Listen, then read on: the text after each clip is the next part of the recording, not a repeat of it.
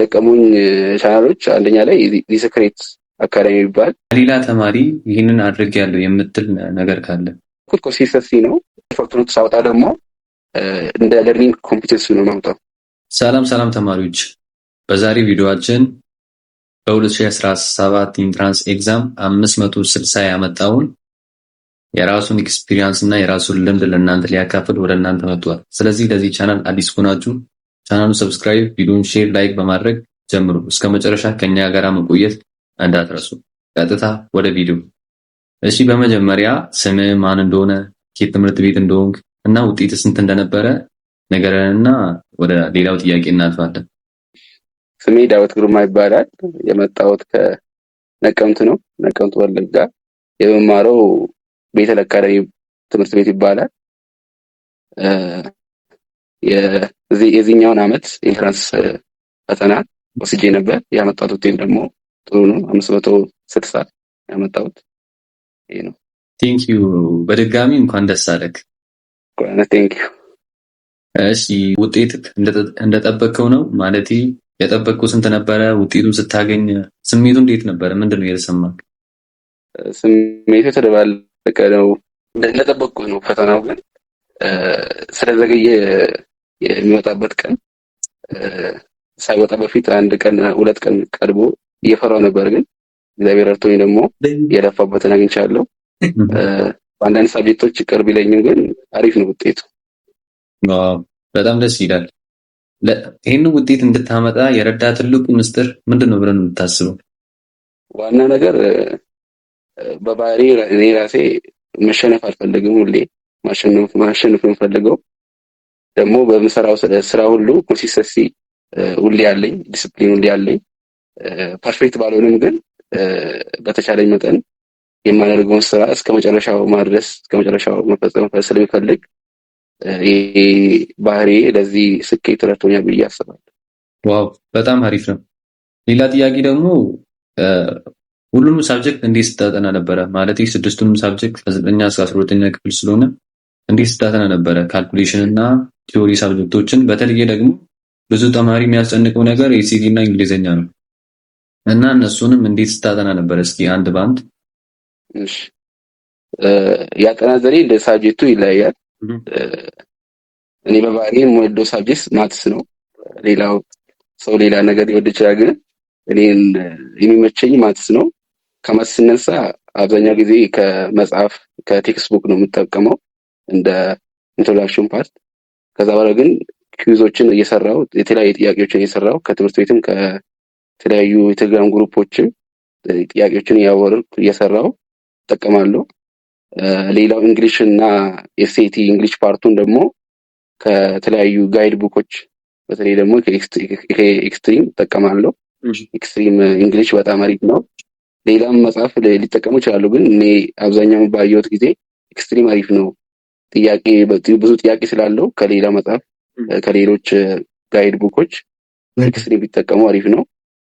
ግን ከቅርብ ጊዜ ወዲህ አብዛኛው ፈተና የሚወጣው ከቴክስት ቡክ ስለሆነ ቴክስት ቡኩንም ባይጥሉ ቢጠቀሙበት አሪፍ ነው ብዬ አስባለሁ። እንግሊሹንም እነ ባዮሎጂ እነ ኬሚስትሪ ደግሞ ይታወቃል ከቴክስት ቡክ ከቨር ማድረግ አለባቸው። የኤቭሪ ቶፒክ ከዩኒት 9 ጀምሮ ከግሬድ 9 ጀምሮ ከቨር ማድረግ ግዴታ ነው። በተለይ ባዮሎጂ አስፈላጊ ነው። ምክንያቱም ፈተናው ባይከብድም የሚመጣበት ፖርሽን አይታወቅም።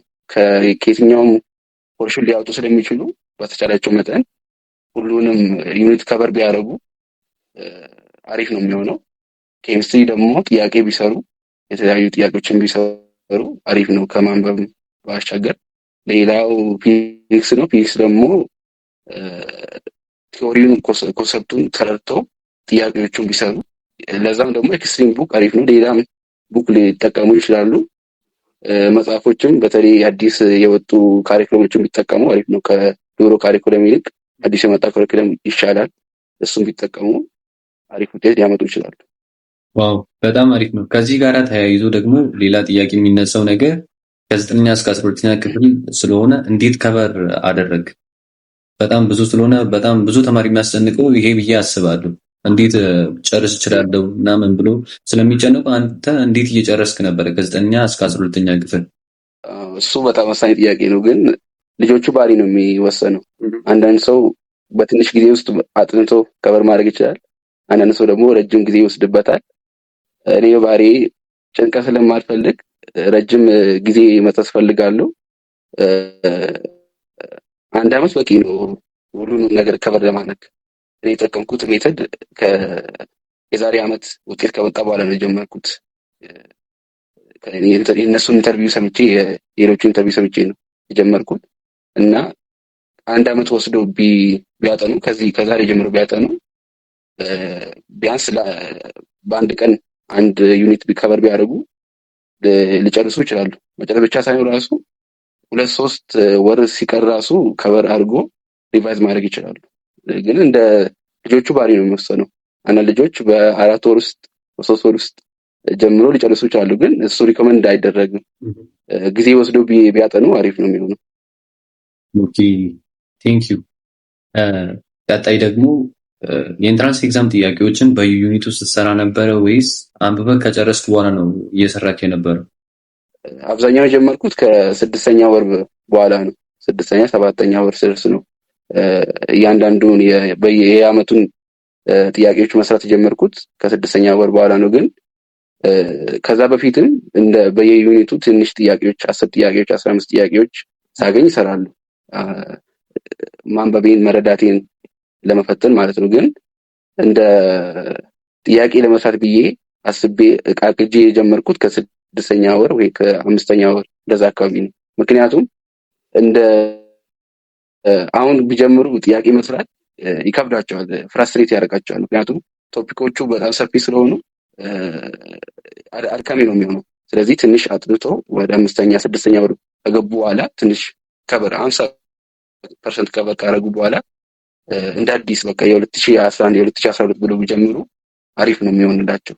ግን እስከዛ ድረስ በቃ በየዩኒቱ ያሉትን ጥያቄዎች 10-15 የሚሆኑትን ጥያቄዎች ቢሰሩ መልካም ነው የሚሆነው። ኦኬ በጣም ቴንክ ዩ።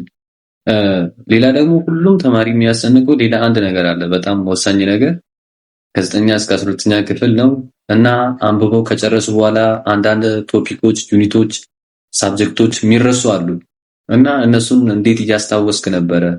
የትኛውን ሜትር ተጠቅመ ነበረ? እሱ በጣም እኔ ራሱ ያስጨነቀኝ ነበር። ግን እንደ የሳብጀክቱ ነው የሚለያየው። ለምሳሌ ባዮሎጂ አሁን አንዳንድ ዩኒቶች ጭራሽ አይያዙም በአእምሮ። ግን እነሱን ሳብጀክቶች ለይቶ አውጥቶ ወደ መጨረሻ አካባቢ ቢያነቡ ወይም በአንድ ወር 2 ወር ሲቀር ቢያነቡ ውጤታማ ይሆናሉ። አንዳንድ ዩኒቶች ደግሞ መጀመሪያ ራሱ አንብቦ በኋላ ሪቪዥን ነገር ቢያደርጉ ሊያስታውሱ ይችላሉ።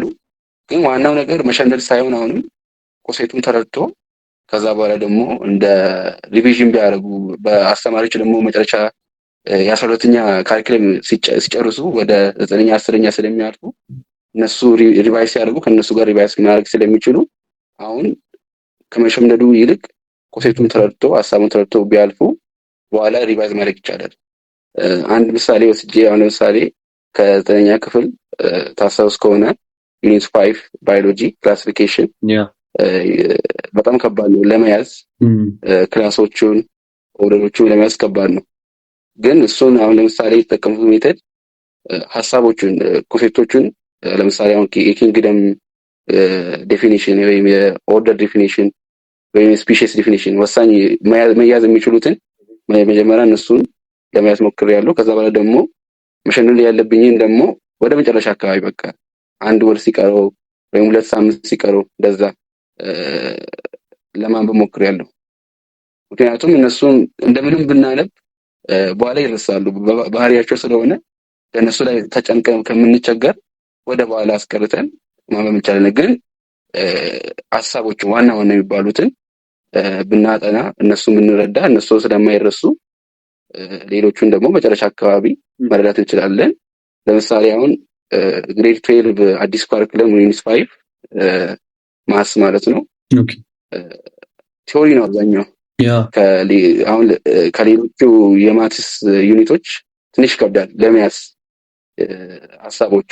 አሁን እሱን እኔ በኤክስፒሪየንስ ምን አደረኩት፣ በቃ ወደ መጨረሻው ቀን ነው የወሰድኩት።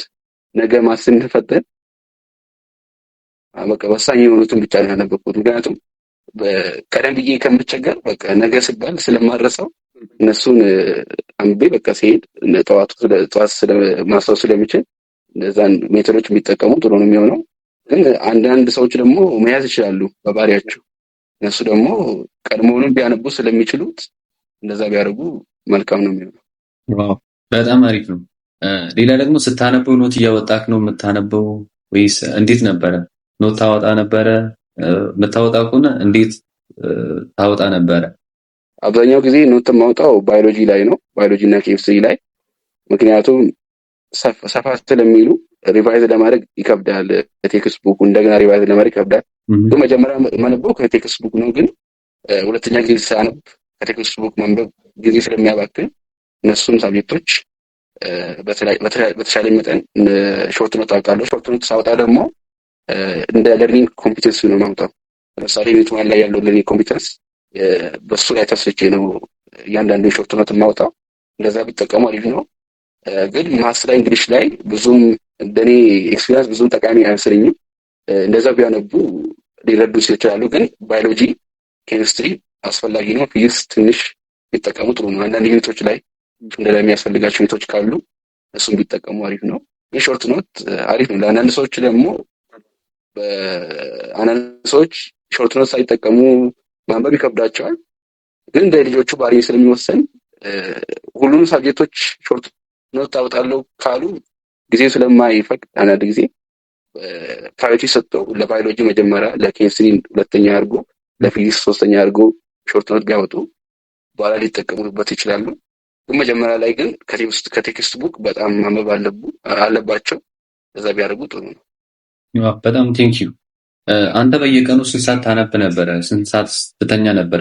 እና ከዚህ ጋር ተያይዞ ስንት ሳብጀክት ታነብ ነበረ በየቀኑ? አሪፍ ጥያቄ ነው። አቨሬጅሊ ከ3 ሰዓት እስከ 4 ሰዓት እጠቀማለሁ። ግን አንዳንድ ጊዜ አእምሮዬ ፍሬሽ ሲሆን እስከ 6 ሰዓት በየቀኑ ልጠቀም እችላለሁ። አንዳንዴ ደግሞ ሲደክመኝ ወይ ደግሞ ሲደብረኝ ወይ ደግሞ አንዳንድ ጊዜ ሲያመኝ ቀኑን ሙሉ እረፍት ሊወስድ እችላለሁ። ግን አቨሬጅሊ ሳየው 3 እስከ 4 ሰዓት ቢጠቀሙ አሪፍ ነው። እኔ ለራሴ ተጠቅሜበታለሁ።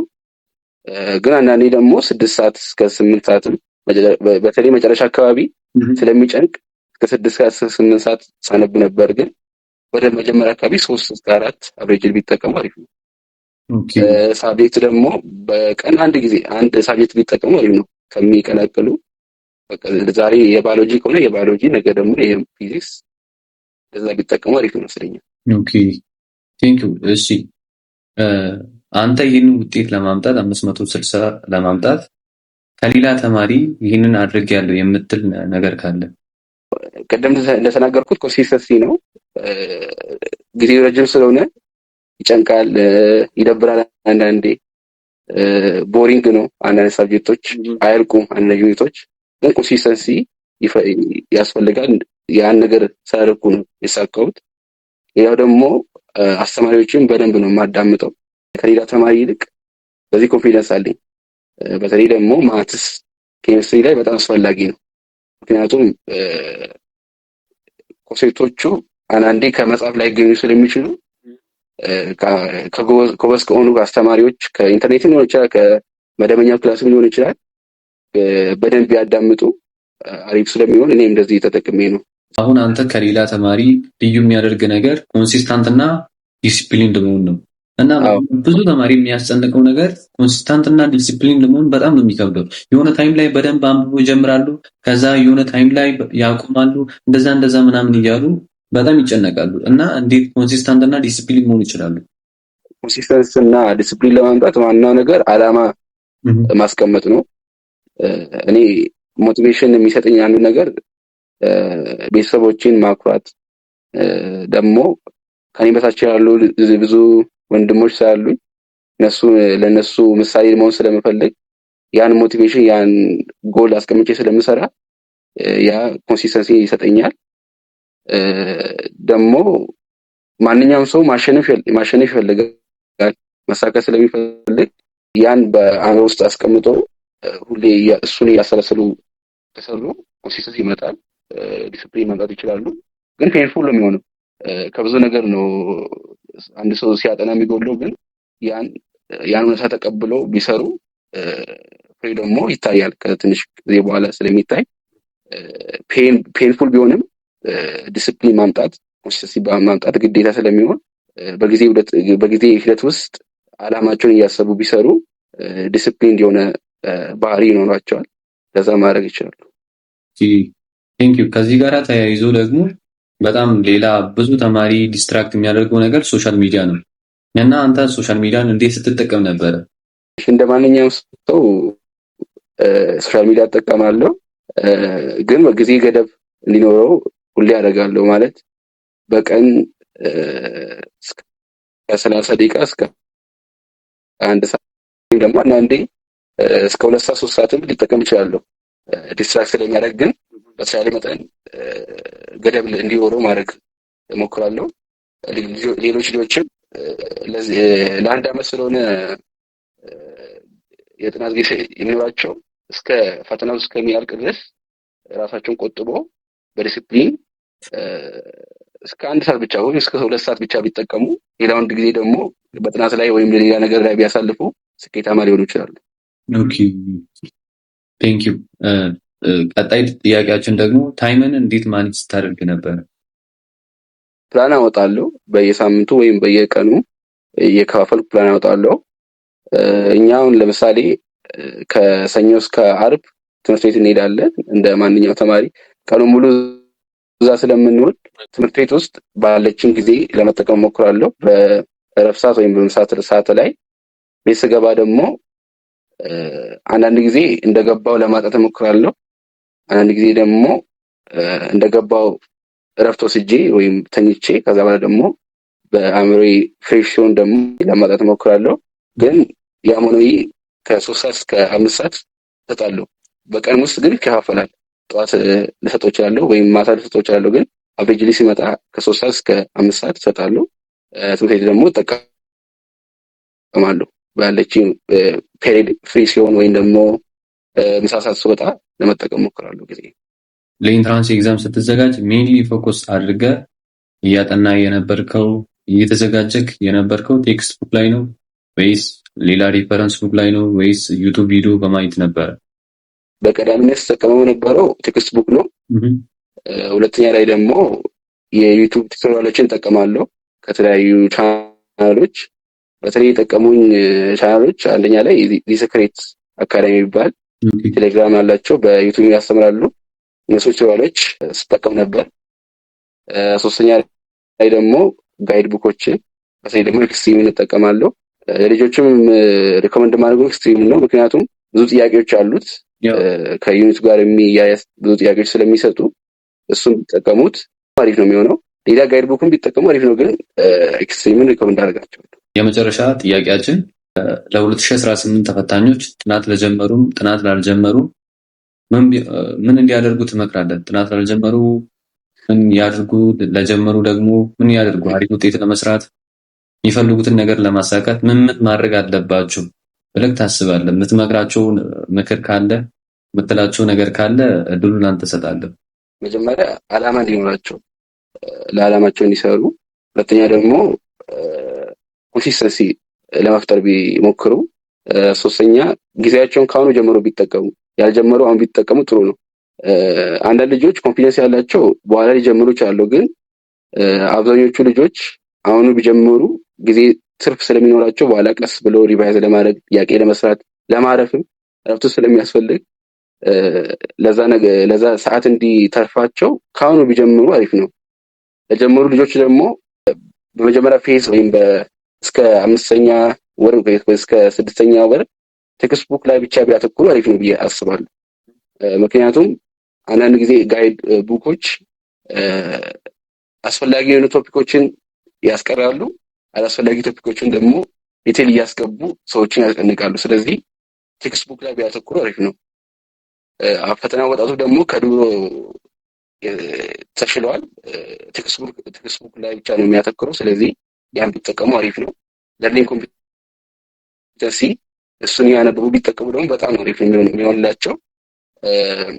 መጨረሻ ላይ ደግሞ አስተማሪዎቻቸውን ቢያዳምጡ፣ ምክር ቢወስዱ፣ ከሰዎች ዲስትራክት ሳይሆኑ እስከ መጨረሻ ድረስ ከመጨረሻው ቀን እስከ ሰኔ ወይም እስከ መጨረሻው የሚወስዱበት ፈተና ጊዜ ድረስ ፎከስድ ሆነው ቢሰሩ እኔ ያመጣሁትን ውጤት ከዚህ በላይም ሊያወጡ ስለሚችሉ በርቶ ቢሰሩ ሁሉ ነገር ይቻላል። ከ591ም መጥቷት ስለመጣ ያንን ራሱ እያሰቡ ቢሰሩ ማሳካት ይችላሉ። እኛ 560 ብቻ ሳይሆን ከዛ በላይ ማምጣት ይችላሉ። ስለዚህ ያን እያሰቡ ቢሰሩ መልካም ይሆናል። በጣም በጣም የሚገርም ምክር ነው። እንደሰማችሁት ያው 2018 ትራንስ ኤግዛም ተፈታኞች ጊዜያችሁን በደንብ ተጠቀሙበት። አሁን ዳዊት የተናገረውን ነገር በደንብ እየተጠቀማችሁት ብትሄዱት እሱ እንዳለ አሪፍ ውጤት ማምጣት ትችላላችሁ እና እስከ መጨረሻ ከኛ ጋር ስለቆያችሁ እናመሰግናለን። ዳዊት አንተም ልምድን ለማካፈል እስካሁን ከኛ ጋር ቆይተህ ልምድን ስላካፈልክ በጣም ከልብ ያመሰግናለሁ። አመሰግናለሁ። በሌላና በአዲስ ኢንተርቪው እስከምንገናኝ ድረስ ደህና ቆዩልን። በርቱ። ኮሜንት ማድረግ እንዳትረሱ።